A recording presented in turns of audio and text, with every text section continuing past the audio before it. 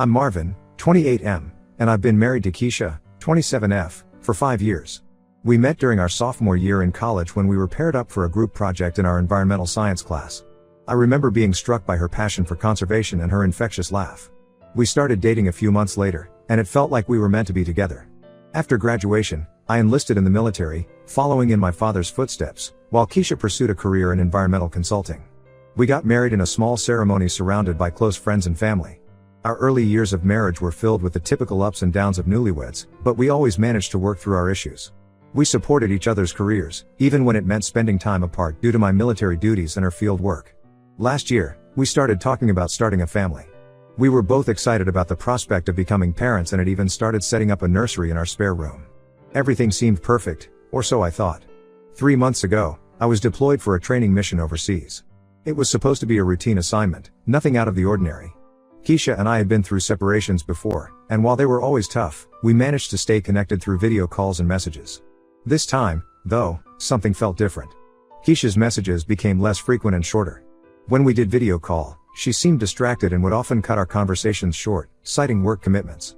I chalked it up to her being busy with a new project at work, but a nagging feeling in my gut told me something wasn't right. I returned home last week, a few days earlier than planned. I was excited to surprise Keisha, imagining her joy at seeing me walk through the door unexpectedly. Instead, I walked into a nightmare. The first thing I noticed when Keisha opened the door was a new tattoo on her neck. It wasn't just any tattoo, it was the name Johnny with a small heart next to it. My stomach dropped. Johnny, 29M, is supposedly Keisha's best friend from work. They've known each other for about a year, and I've only met him a couple of times at office parties. He always seemed nice enough, but I never thought much about their friendship. When I asked Keisha about the tattoo, she just shrugged it off like it was no big deal. She said Johnny had been diagnosed with stage 4 lung cancer a month ago, and she got the tattoo to show her support. She didn't even bother to discuss it with me beforehand. When I expressed my discomfort with her having another man's name permanently inked on her body, she got defensive and said I was being insensitive to Johnny's condition. But that wasn't all. As I moved further into the house, I started noticing other changes. There were men's clothes in our laundry that weren't mine. The guest room looked like it had been recently used, with rumpled sheets and a few personal items that I didn't recognize scattered around. The bathroom had an extra toothbrush and unfamiliar toiletries. When I questioned Keisha about these things, she admitted that Johnny had been staying with her while I was away. She claimed it was because he needed help during his chemo treatments, and she didn't want him to be alone. But something about her explanation didn't sit right with me. I was furious. Not only did my wife get another man's name tattooed on her without talking to me, but she also had him living in our house while I was gone. I felt betrayed and disrespected. When I tried to talk to her about how inappropriate this was, she kept insisting that I was overreacting and that Johnny needed her support during this difficult time. The more I pressed for answers, the more defensive Keisha became. She accused me of being jealous and unsupportive, saying that I should understand the importance of being there for a friend in need. But all I could think about was how she had made these decisions without even considering how I might feel about them. I couldn't stand being in the house anymore, so I've been staying at my old buddy Jake's, 28M, place for the past few days. Jake and I go way back to basic training, and he's been a rock for me during this whole ordeal. Keisha keeps calling and texting, saying we need to talk things through, but I'm not ready to face her yet. I feel like our marriage is falling apart, and I don't know if I can trust her anymore. To make matters worse, I ran into our neighbor, Tom, 45M, yesterday. Tom and his wife Sarah have lived next door to us since we bought our house 3 years ago. They've always been friendly, often inviting us over for barbecues or to watch football games. When Tom saw me, he looked uncomfortable, like he was hiding something. After some prodding, he told me that he saw Johnny's car parked in our driveway almost every night while I was away. He also mentioned hearing loud music and laughter coming from our house on several occasions, which is odd because Keisha isn't usually the party type. Tom's revelation hit me like a punch to the gut. It was one thing for Keisha to claim she was helping a sick friend, but hosting parties while I was deployed? That didn't sound like the woman I married. Tom apologized for not telling me sooner, saying he didn't want to get involved in our personal business. But I could see the pity in his eyes, and it made me wonder if everyone in the neighborhood knew what was going on except me. I'm seriously considering filing for divorce. Am I overreacting? I understand that Johnny is going through a tough time with his cancer diagnosis, but I can't help feeling that there's more to their relationship than just friendship. The tattoo, him living in our house, the secrecy, it all feels like a huge betrayal. My parents are telling me to try and work things out with Keisha, saying that maybe I'm jumping to conclusions. They've always loved Keisha, treating her like the daughter they never had. My mom, Ellen, 56F, keeps reminding me of how happy Keisha and I were at our wedding, how we talked about growing old together. My dad, Robert, 58M, is more pragmatic. He says that marriage is hard work and that we shouldn't throw away years of commitment over what might be a misunderstanding. But my gut feeling tells me something isn't right. I've always trusted Keisha, but now I find myself questioning everything about our relationship. Was she really working late all those nights over the past year, or was she with Johnny? Did she ever really want to start a family with me, or was that just a way to keep me from suspecting anything? I'm also angry at myself for not seeing the signs earlier.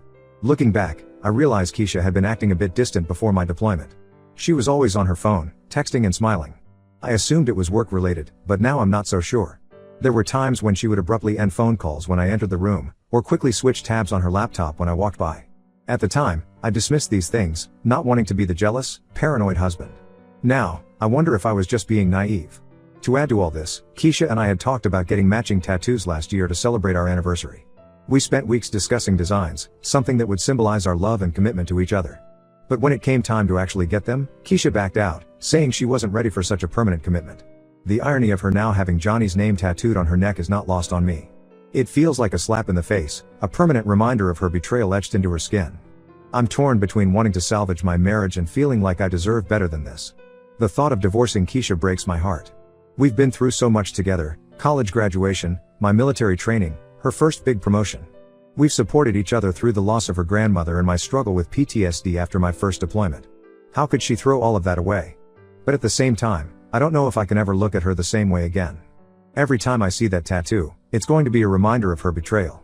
How can I trust her words when her actions show such little regard for our marriage? And even if Johnny really is sick, how could she make such a huge decision without even talking to me about it first? I'm scheduled to meet with a lawyer next week to discuss my options. I never thought I'd be in this position, especially not after only 5 years of marriage. I always believed Keisha and I would grow old together, maybe have a couple of kids, watch them grow up. Now all those dreams feel like they're turning to dust. I'm feeling lost, angry, and heartbroken all at once. Part of me wants to believe there's an innocent explanation for all of this, that I'm blowing things out of proportion. But another part of me feels like I'd be a fool to ignore all these red flags. Am I wrong for considering divorce over this? Should I try to work things out with Keisha? Or is this betrayal too big to overcome? I could really use some outside perspective on this whole mess. Update 1. It's been 2 weeks since my last post, and a lot has happened. First, I want to thank everyone for their advice and support. It really helped me gain some perspective on the situation. After much consideration, I decided to file for divorce. The day after I met with the lawyer, I went back to our house to talk to Keisha. I wanted to give her one last chance to explain herself and maybe salvage our marriage. But what I found only confirmed my worst fears. When I arrived at the house, Johnny's car was in the driveway. I used my key to enter, and I found Keisha and Johnny cuddled up on our couch, watching a movie. They jumped apart when they saw me, and Keisha started stammering out excuses. Johnny, on the other hand, just sat there looking guilty. I lost it. I demanded to know what was really going on between them. After a lot of back and forth, Keisha finally admitted that she and Johnny had been having an affair for the past 6 months. It started as a friendship, but it turned into something more while I was away on shorter training missions. By the time I left for my 3-month deployment, they were already deeply involved. The tattoo, she said, was Johnny's idea. He convinced her to get it as a symbol of their love, knowing I wouldn't be around to object. The cancer story was just a cover-up they came up with when I returned unexpectedly early from my deployment. Johnny isn't sick at all, it was all a lie to explain his constant presence in our lives. I was devastated. Not only had Keisha cheated on me, but she had also lied about something as serious as cancer. It felt like I didn't even know who she was anymore. The woman I married, the one who was passionate about honesty and integrity, seemed to have disappeared. As I stood there, trying to process everything, memories of our life together flashed through my mind. Our first date at that little Italian restaurant near campus, where Keisha spilled red wine all over her white dress but laughed it off. The night I proposed, on the beach under a full moon. Our wedding day, when she looked at me with such love and promise as we said our vows. How could all of that lead to this moment? I told them both to get out of my house. Keisha tried to apologize, saying she never meant to hurt me and that she still loved me. But I couldn't bear to hear it. Her words felt hollow after everything she'd done. I told her she could come back for her things when I wasn't there, but our marriage was over. The next day, I filed for divorce. I also informed my commanding officer about the situation, and he's been incredibly supportive. He's helping me arrange a transfer to a different base, so I won't have to see Keisha around town. The idea of running into her and Johnny at the grocery store or the local coffee shop is more than I can handle right now. Keisha's been calling and texting nonstop, begging for another chance. She says she made a mistake and wants to work things out. But I can't get past the betrayal. It's not just the affair, it's the elaborate lies, the disrespect of bringing another man into our home, and the permanent reminder of her infidelity etched on her skin. My parents, who initially encouraged me to work things out, now fully support my decision to divorce. They're disgusted by Keisha's actions and have told her not to contact them anymore. It breaks my heart to see how hurt they are. They really thought of Keisha as a daughter, and her betrayal has affected them deeply too. I'm staying with my buddy Jake until the transfer goes through. It's been tough, but I'm trying to focus on the future. I've started working out more and reconnecting with old friends. It helps take my mind off things, even if just for a little while. Jake's been a real lifesaver through all of this. He's let me crash on his couch, listened to me rant and rave, and even stopped me from doing something stupid like confronting Johnny at his workplace. Having a friend who understands the military life and the unique pressures it puts on relationships has been invaluable. The hardest part is letting go of the future I thought we'd have together. We were talking about starting a family, and now all those dreams are shattered. I keep thinking about the nursery we had started setting up. The crib we bought is still in boxes in the spare room. The stuffed animals Keisha's mom had already started buying for her future grandchild. It all feels like a cruel joke now. I'm meeting with my lawyer again tomorrow to go over the divorce proceedings. Keisha's asking for a chance to talk before we move forward, but I don't see the point. I feel like anything she says now would just be another lie. How can I believe anything she tells me after all the deception? This whole experience has been a nightmare, but I'm trying to stay strong. I know it's going to be a long road ahead, but I'm determined to come out of this stronger. Some days are harder than others. There are moments when I miss Keisha so much it physically hurts, when I want nothing more than to believe her apologies and try to make things work. But then I remember finding her with Johnny, and the pain turns to anger all over again. I've started seeing a therapist to help me process everything. It's not easy opening up about all of this, but I know I need help to work through my feelings. The therapist is helping me understand that it's okay to grieve for my marriage, even as I move forward with the divorce. Looking ahead, I'm trying to focus on my career and personal growth. The transfer to a new base feels like a fresh start, a chance to reinvent myself. I'm thinking about taking some classes, maybe working towards a master's degree. Anything to keep my mind occupied and moving forward. Thank you all again for your support. It means more than you know. To those who shared similar stories, know that your strength and resilience inspire me. And to those who are going through something similar, hang in there. It may not feel like it now, but there is life after betrayal. Update 2. It's been a month since my last update, and things have taken an unexpected turn. I thought I was done with surprises, but life had other plans. First, the divorce proceedings are moving forward. Keisha initially contested the divorce, but after a heated meeting with our lawyers, she agreed to an uncontested divorce. We're now in the process of dividing our assets. Thankfully, we don't have any children, which makes things a bit simpler. The transfer to my new base was approved, and I was scheduled to leave next week. I was looking forward to a fresh start away from all the painful memories. But then something happened that threw a wrench in my plans. 3 days ago, I received a call from Keisha's sister, Emily, 25F. She was crying and barely coherent. When she finally calmed down, she told me that Keisha had been in a serious car accident. She was driving to her parents' house when another driver ran a red light and T-boned her car. Keisha's in the ICU with severe injuries. I was shocked. Despite everything that had happened between us, I still cared about Keisha's well-being. I rushed to the hospital, not sure what to expect.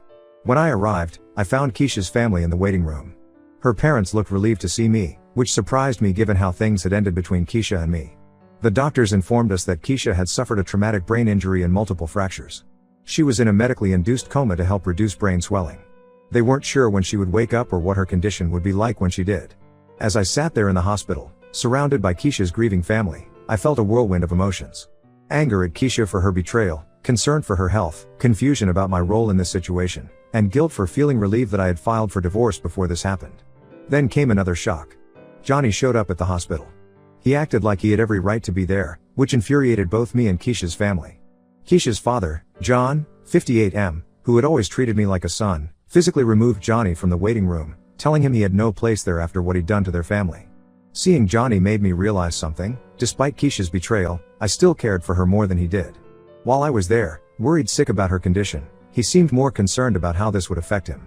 His presence felt more like a performance than genuine concern. I've decided to postpone my transfer for now. Even though we're getting divorced, I feel like I need to be here for Keisha and her family during this difficult time. Her parents have asked me to help make medical decisions since I'm still legally her husband, and they trust my judgment. This situation has brought up a lot of complicated feelings. I find myself sitting by Keisha's hospital bed, holding her hand and talking to her, even though I know she can't hear me. I tell her about my day, about the weather, about anything really. Sometimes I catch myself slipping into old habits, like I'm talking to my wife rather than my soon-to-be ex-wife. Keisha's parents have been incredibly grateful for my presence. They've apologized repeatedly for how things ended between Keisha and me, saying they raised her better than that. It's clear they're struggling to reconcile the daughter they thought they knew with the woman who betrayed her marriage. I'm not sure what this means for our divorce or my future plans. I know I don't want to reconcile, the betrayal is still too fresh, and I don't think I could ever trust Keisha again. But I also can't just walk away when she's fighting for her life. This whole situation has me questioning everything. Am I doing the right thing by staying? Should I just proceed with my transfer and let her family handle this? I feel like I'm in limbo, unable to move forward but also unwilling to go back. I'm supposed to meet with my lawyer tomorrow to discuss how this affects our divorce proceedings. I'm not sure what to do. Part of me wants to fast-track the divorce before Keisha wakes up, to finally be free of this whole mess. But another part feels like that would be cruel given her condition. My friends have mixed opinions. Jake thinks I should stick to my original plan and leave, saying I don't owe Keisha anything after what she did. But my childhood friend, Lisa, 28F, says that staying shows strength of character and that I might regret it if I leave now. For now, I'm taking it one day at a time. I go to the hospital, I talk to the doctors, I support Keisha's family as best I can. Then I go back to Jake's place and try to process everything that's happened. I could really use some advice. How do I navigate this situation without losing myself in the process? How do I balance my need to move on with the obligation I feel towards Keisha and her family? This is uncharted territory for me, and I'm feeling lost all over again. Update 3, it's been 2 months since my last update, and I'm still trying to process everything that's happened. Life has a way of throwing curveballs when you least expect them, and I've certainly had my share lately. Keisha woke up from her coma about 3 weeks after my last post. Her recovery has been slow but steady. She suffered some memory loss due to the brain injury, which has complicated things even further. When Keisha first regained consciousness, she didn't remember the affair or our impending divorce. In fact, she thought we were still happily married. The doctors advised against shocking her with too much information at once, so for the first few days, I played along, visiting her and holding her hand like nothing had changed. It was surreal and emotionally draining. On one hand, I was relieved that Keisha was recovering. On the other, pretending to be her loving husband brought back all the pain of her betrayal. Every time she smiled at me or asked about our future plans, I felt like I was betraying myself. About a week after she woke up, Keisha started having flashes of memory. She remembered Johnny and became visibly distressed. That's when her doctors said it was okay to gradually reintroduce her to reality. I wasn't there when her parents told her about the affair and our divorce. From what they told me, she broke down completely. She asked to see me, but I couldn't bring myself to face her just yet. A few days later, I finally visited Keisha alone. She looked so small and vulnerable in that hospital bed, nothing like the woman who had betrayed me so callously. She cried and apologized profusely, saying she remembered everything now and that she regretted her actions more than anything in her life. I listened to her, but I felt oddly detached. The anger I had felt before had faded, replaced by a deep sadness for what we had lost. I told her I forgave her, not for her sake, but for my own peace of mind. However, I also made it clear that forgiveness didn't mean reconciliation. Our marriage was over, and no amount of apologies could change that. Keisha accepted this with a quiet resignation. She asked if we could still be friends, but I told her I needed time and space to heal. I haven't seen her since that day, though her family keeps me updated on her progress. As for Johnny, he tried to contact Keisha at the hospital several times, but her family and the hospital staff kept him away at my request. Last I heard, he had moved to another city. Good riddance, if you ask me. The divorce is still proceeding, albeit more slowly due to Keisha's condition. My lawyer assures me that her medical situation doesn't significantly impact our divorce agreement, which is a relief. I've decided to go through with my transfer after all. Keisha's on the road to recovery, and her family is there to support her. I've done what I can, but now it's time for me to focus on healing myself. As I pack up my life and prepare for my move, I feel a mix of emotions. Sadness for the life I thought I would have, anger at the betrayal that shattered that dream, relief at finally moving forward, and hope for what the future might hold. I don't know what's next for me, but for the first time in months, I'm looking forward to finding out. Thank you all for your support throughout this journey. Your advice and kind words have been a lifeline during the darkest moments.